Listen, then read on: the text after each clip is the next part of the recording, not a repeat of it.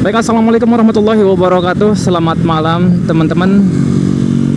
Kembali lagi bersama saya di Azza Vlog. Bagaimana kabar kalian pada malam hari ini? Semoga dalam keadaan baik-baik saja, dan semoga segala aktivitasnya dilancarkan dan dimudahkan oleh Allah Subhanahu wa Ta'ala. Amin ya Allah ya Rabbal Alamin. Teman-teman, jadi malam ini aku mau jalan-jalan ini dari Jalan Tamrin ke arah Sudirman.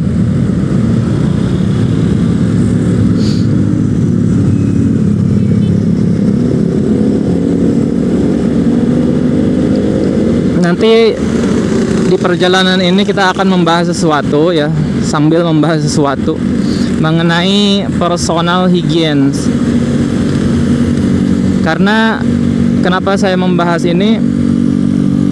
Karena ketika saya sedang sholat gitu, itu kadang-kadang merasa terganggu gitu dengan beberapa orang yang secara personal hygiene-nya itu kurang gitu. Nah, contohnya saya kan sering ke Masjid Istiqlal gitu kan. Saya ke Masjid Istiqlal itu sudah lama ya, lumayan lama, dari 2016 gitu. Itu udah mulai rutin ke Masjid Istiqlal buat i'tikaf gitu kan.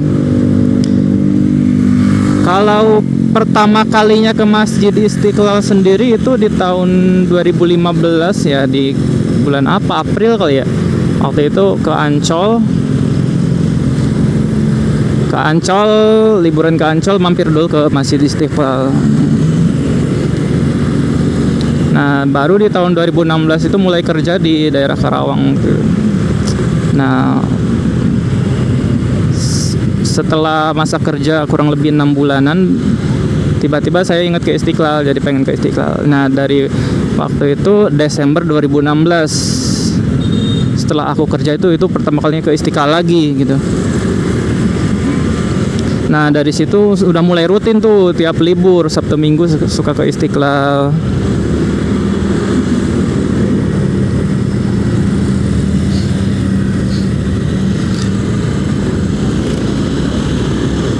Kepotong corona juga, kepotong renovasi, terus juga corona juga, akhirnya udah lumayan 1 tahun 2 tahun nggak ke Istiqlal lagi. Itu di tahun 2019-2020 ya.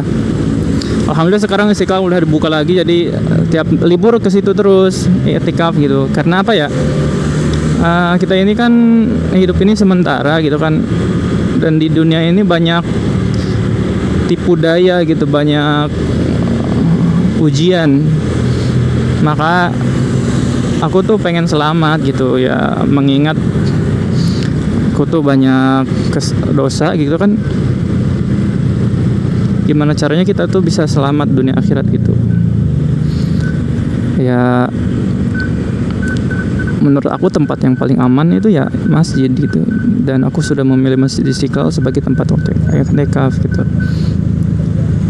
Karena masjidnya juga luas kan, jadi enak gitu.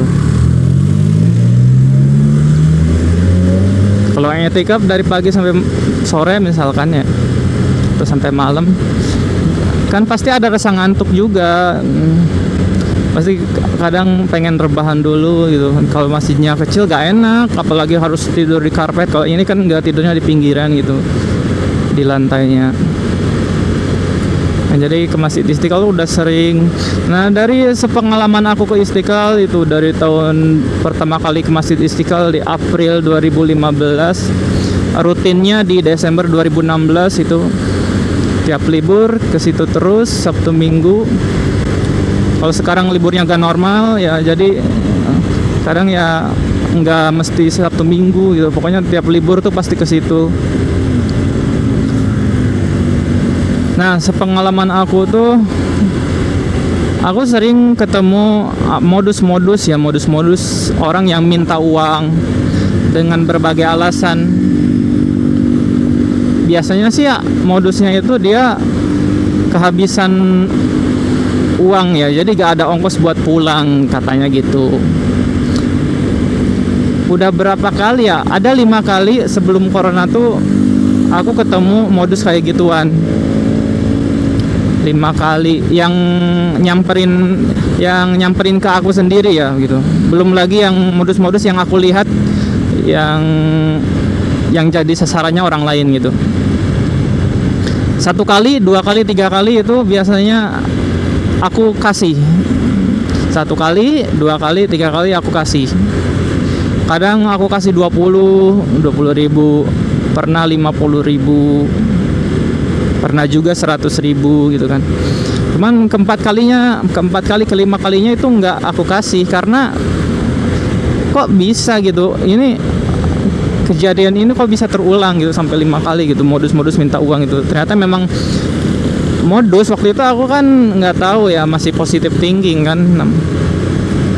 Ternyata memang modus. Makanya aku sekarang kalau ketemu yang minta-minta itu jadi bad mood gitu. Jadi jadi malas aja nanggepinnya. Bukan gak mau ngasih ya, aku bukan meskipun 10 ribu atau berapa ribu juga, kalau ditipu kayak gitu aku gak terima gitu.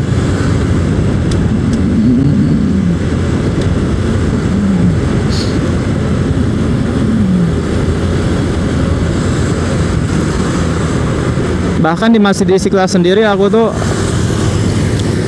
pernah kehilangan helm tuh dulu tuh sebelum corona tuh. Helm 2 kali, yang full face sama half face. Pernah hilang HP juga.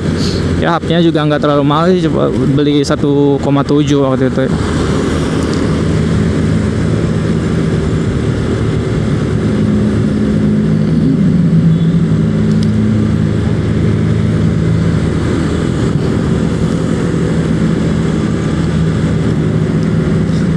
Emang keamanannya kurang waktu itu. Dan yang aku heran juga kadang-kadang ada orang-orang yang nggak punya adab gitu, makanya kadang masih di lingkungan masjid tapi ngeludah gitu. Kadang suka ada lihat lah 1-2 orang gitu, tapi dia tuh rata-rata yang nggak punya adab tuh orang-orang yang mohon maaf ya, yang kayak gelandangan gitu, bajunya tuh agak dari segi penampilan tuh kumuh gitu, kayak kumuh gitu. Iya sih, dia ngeludah ke pinggiran, tapi pinggirannya itu masih termasuk bangunan masjid gitu. Menurut aku itu adabnya kurang gitu. Itu yang aku ini tuh. Jadi banyak ini gitu, kadang-kadang banyak banyak modus. Banyak orang-orang yang kurang adab kadang-kadang, yang tidak sepatutnya dilakukan di dalam masjid gitu. Bahkan di luar masjid pun harusnya tidak boleh, apalagi ini di dalam masjid.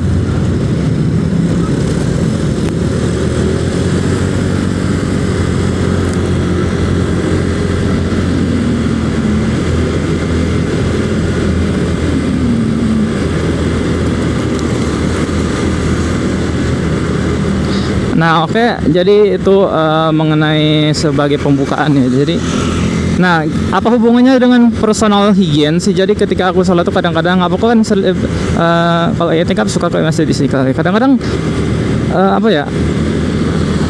Istiqlal juga kadang itu kan tempat kadang banyak yang pendatang juga ya, maksudnya yang liburan itu mungkin ya wajar lah kalau misalkan secara personal hygiene itu kurang gitu. Nah, sebelum masuk ke pembahasan personal hygiene, kita harus bahas dulu ya mengenai definisinya. Personal hygiene itu apa sih? Jadi personal hygiene itu juga diajarkan di tempat aku kerja. Personal hygiene itu yaitu kebersihan diri, mengenai kebersihan diri. Salah satu contohnya ya, kita aktivitas yang kita lakukan yaitu mandi atau cuci muka, cuci tangan, itu bagian daripada personal hygiene, kebersihan diri gitu. Mencukur rambut, kalaupun panjang ya disampo.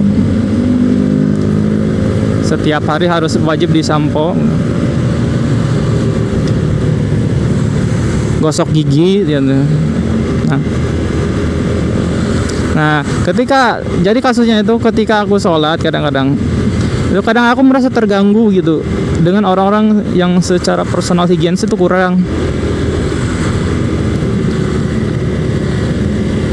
Yang paling sering itu bau mulut. Mohon maaf bukan menghina atau apa. Karena aku kalau ngomong ke orangnya langsung juga nggak enak. Ini di konten aku karena itu bebas mau ngomong apa aja. Jadi kadang-kadang merasa terganggu dengan orang yang bau mulut gitu ketika sholat tuh. Ya terpaksa aku tutup mulut. Terpaksa pas aku baca-bacaan dalam sholat itu aku dalam hati gitu gak berani buat buka mulut karena merasa terganggu gitu, gak kuat gitu. Itu lumayan sering gitu ketemu orang-orang yang secara profesional hygiene itu kurang. Kadang bau badan juga itu mungkin yang ya dalam perjalanan mampir ya mungkin dimaklumi gitu. Tapi kalau bisa gitu secara personal hygiene itu dijaga, terutama baju harus bawa salin bagi yang melakukan perjalanan supaya ketika masuk masjid itu ya pakai pakaian yang bersih gitu, yang bagus.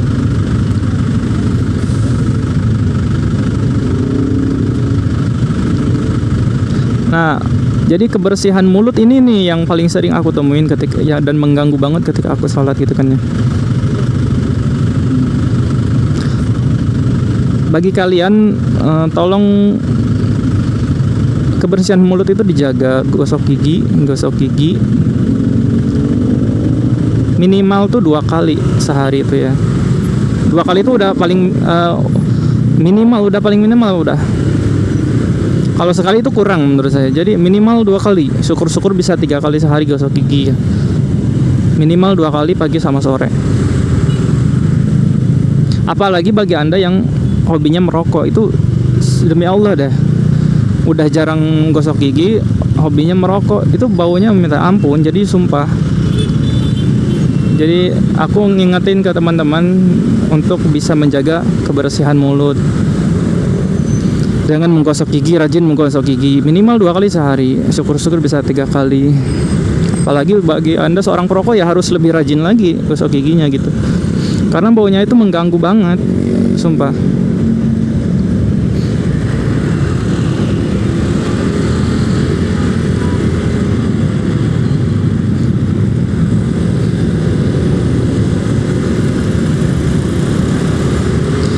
Nah, apalagi di masjid, di luar aja kita itu harus menjaga kebersihan diri supaya juga minimal kalaupun nggak wangi, nggak pakai parfum, minimal bersih gitu. Badan kita, pakaian kita itu bersih. Jadi tidak mengganggu orang lain. Syukur-syukur ya kita pakai parfum gitu biar wangi. Tapi yang nomor 1 tuh kebersihannya itu. Kebersihan itu nomor 1. Kalau dikasih parfum itu ya nomor sekian lah. Yang penting kebersihannya dulu dari badan dan pakaian gitu.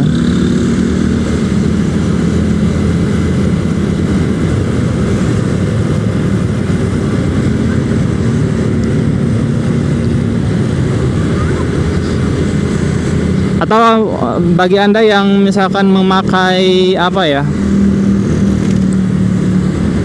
ada yang bagian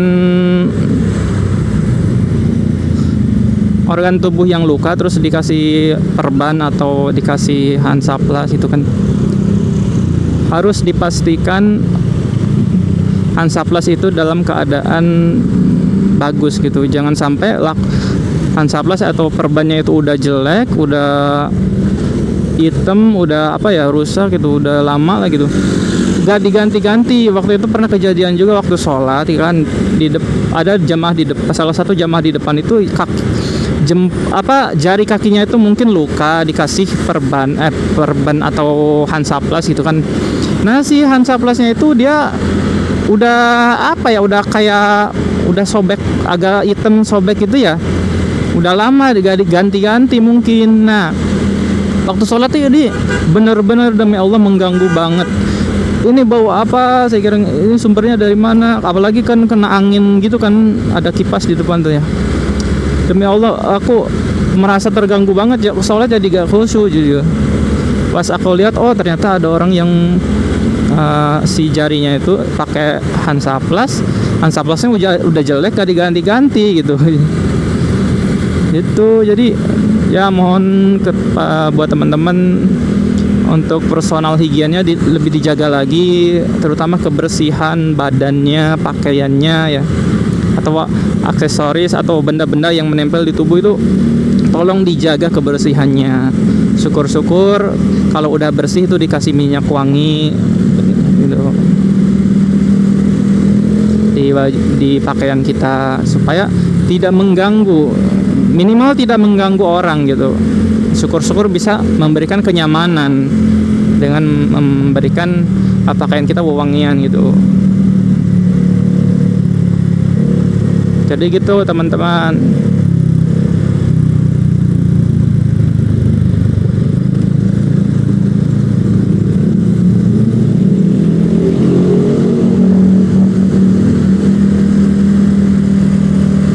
Ini aku lagi di kawasan Semanggi nih, Jalan Jenderal Sudirman. Ini di kolong jembatan Semanggi nih. Kebetulan ini hari Sabtu malam minggu, tadi habis dari Istiqlal juga. Nanti besok juga mau ke Istiqlal tapi habis zuhur aja. Soalnya paginya ada pengajian khusus muslimah tuh, pengajiannya Ustazah Halimah Alaidrus gitu kan. Jamaahnya pasti banyak, biasanya banyak. Jadi aku nanti aja siang aja kesananya.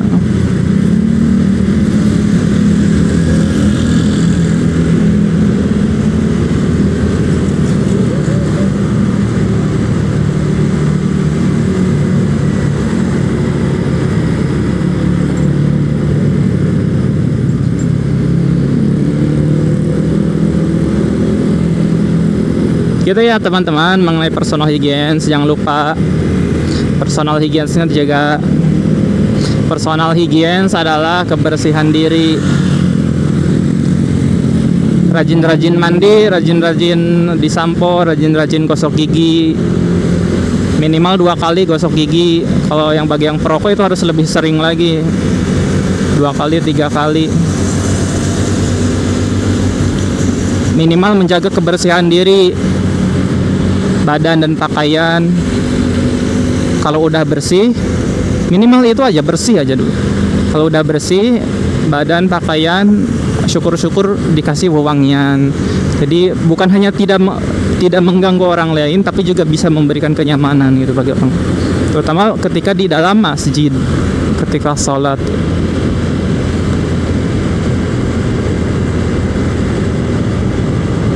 Nah mungkin segitu aja ya obrolan kali ini. Semoga bermanfaat buat kalian semua.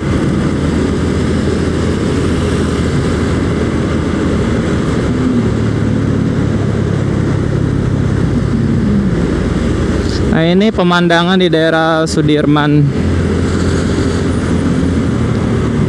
Ini bagus juga view-nya ya. Aku mau ini deh buat video kali. Berhenti dulu deh.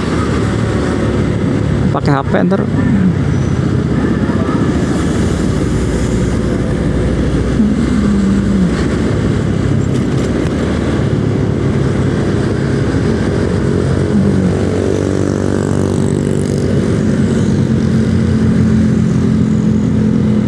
Oke teman-teman, jadi segitu aja ya. Apa namanya?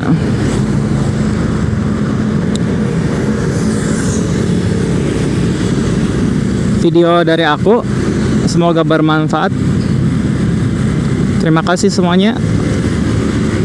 Selamat malam. Saya akhiri. Wassalamualaikum warahmatullahi wabarakatuh.